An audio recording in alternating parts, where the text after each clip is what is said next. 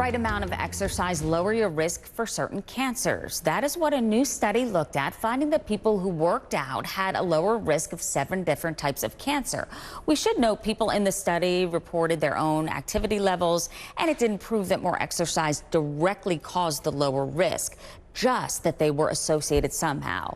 Dr. Devi joins me now from New York. Dr. Devi, good to see you. We, of course, know that exercise is great for you physically, right? But what is your assessment of this study? Well, I think this is promising news, especially for the new year, for everybody planning to exercise more. Now, there are several studies before this that show that exercise is helpful, not just at preventing cancer, but also at treating cancer. But the thing that's different about this study is, first, it's very large. There are about 750,000 people involved in the study.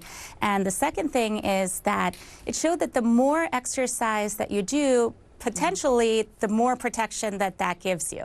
Now, you made an interesting point, which is true, that we don't know for sure if exercise is actually protecting people or if it's the other way around, that people who have cancer that's undiagnosed, maybe they're not feeling well and they're not exercising as much.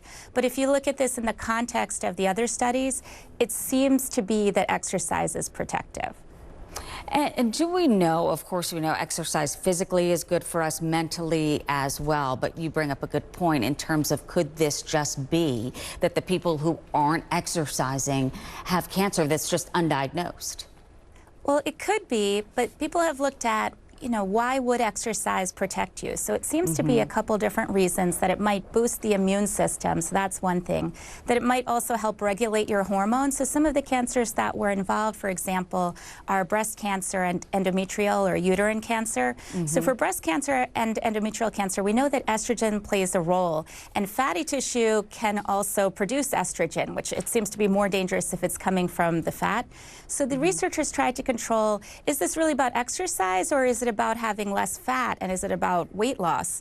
But they found that there seems to be two separate things. So whether or not you're thin or obese or overweight, that if you exercise, that might protect you. Now, they found it for other cancers as well. So common ones like colon cancer, for organs that clear out all these toxins in your body, like the liver and the kidneys, it also seems to be protective. And then for different cancers in the blood, like non-Hodgkin's lymphoma, the blood and lymph, and also multiple myeloma. So I think it's very promising. Exercise is key, Dr. Devi, also diet as well. Thank you so much.